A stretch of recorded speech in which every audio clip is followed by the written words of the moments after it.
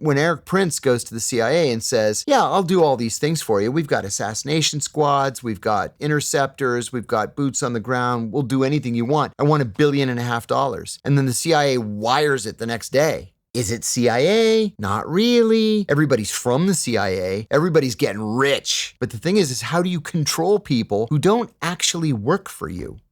You can't. Can you explain to people what private intelligence is? Oh, sure. I actually did it for several years. Private intelligence really is what it sounds like. You're doing exactly what you did at the CIA, whether it's analysis or operations. You're just not using classified information to do it. And I'll give you an example. I got a call from a Cypriot billionaire one time. And he said that he had one daughter, just one daughter, who was going to inherit all of his wealth.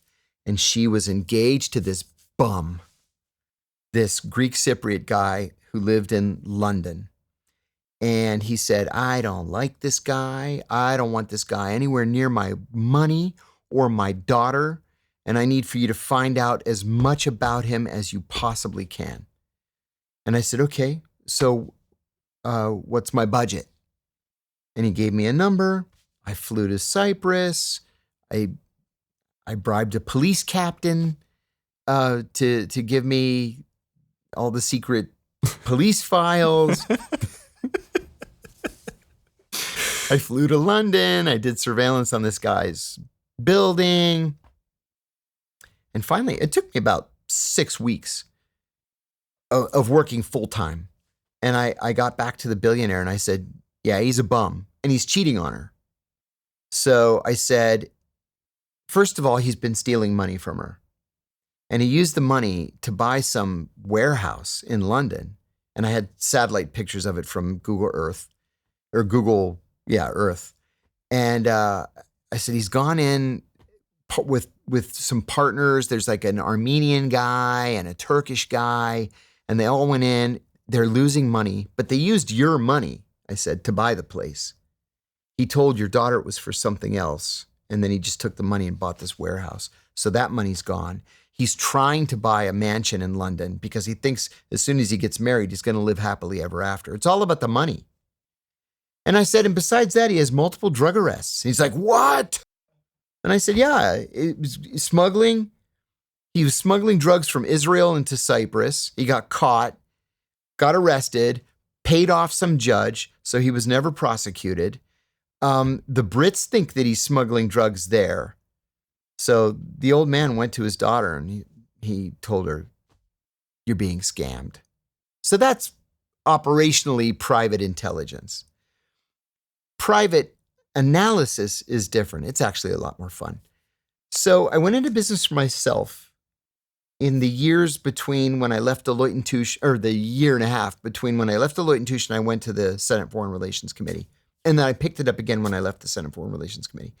So one of my I had 3 big clients. I had the ninth largest hedge fund in the world. I had a mutual fund, and I had the largest mining company in the world. And then I did a contract for an oil company as well. So they would ask very, very specific questions. Who's going to win the Romanian municipal elections in September?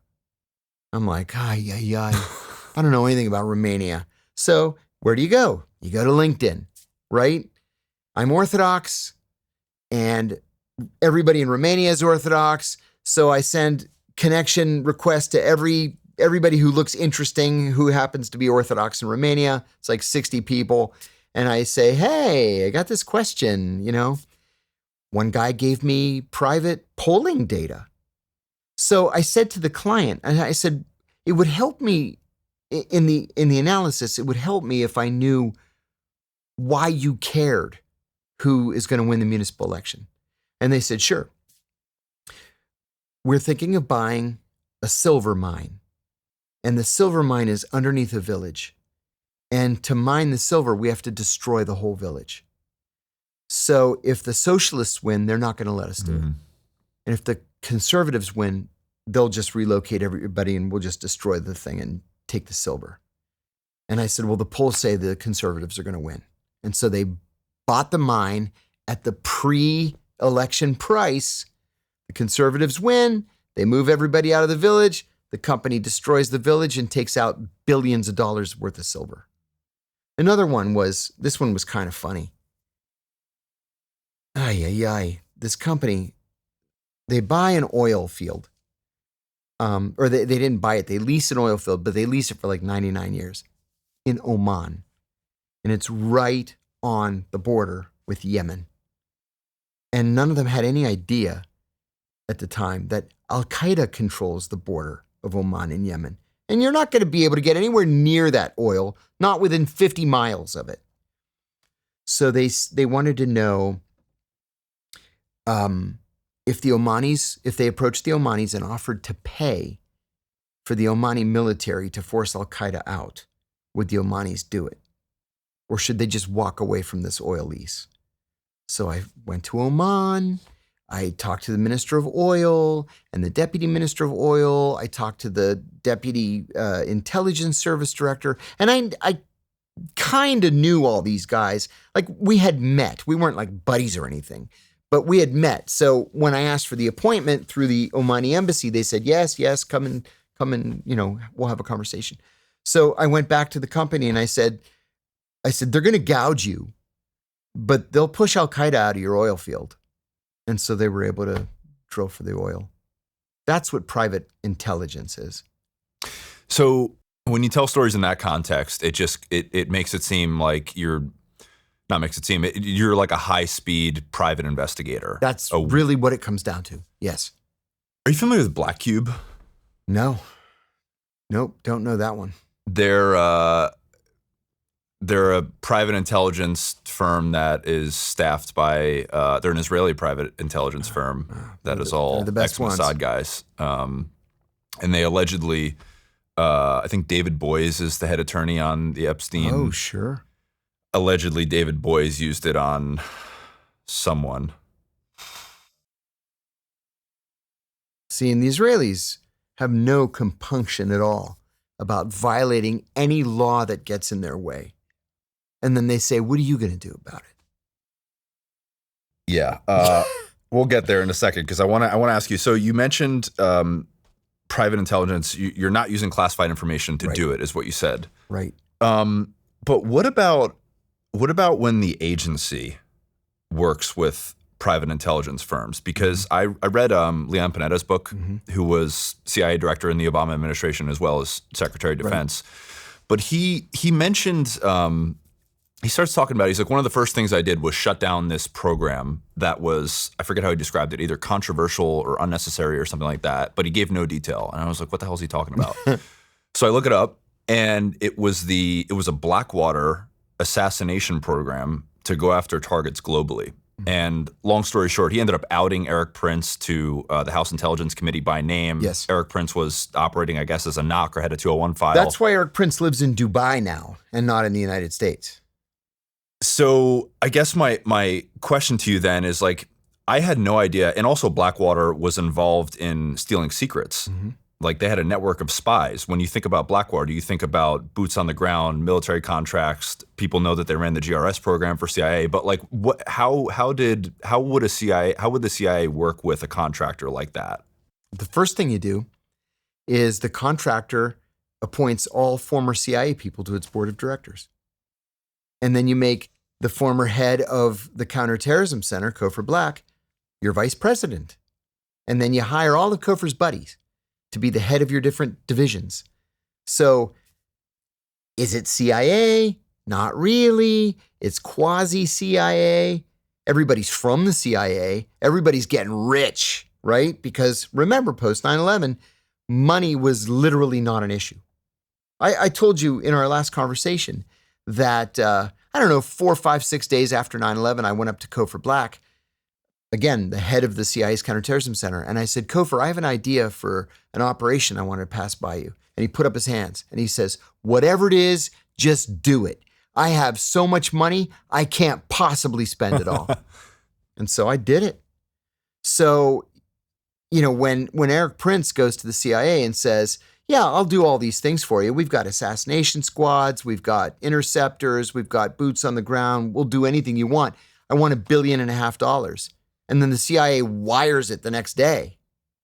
Then you can do whatever you want. But the thing is how do you control people who don't actually work for you? You can't. And you risk them going rogue, which of course they do because it's their nature.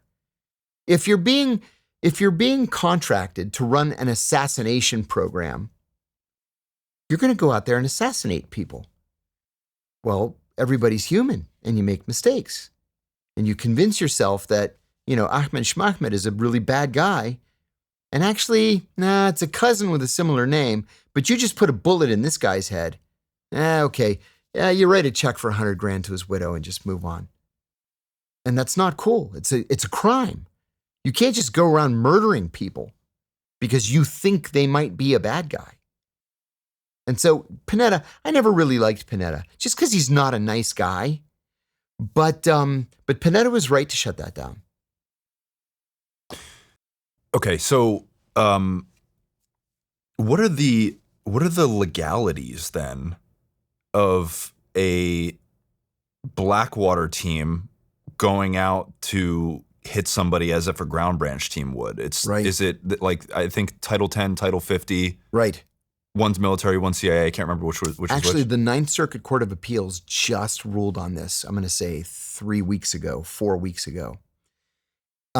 Because that's a legitimate legal question that you're asking. What are the legalities? It's never been tried before, right?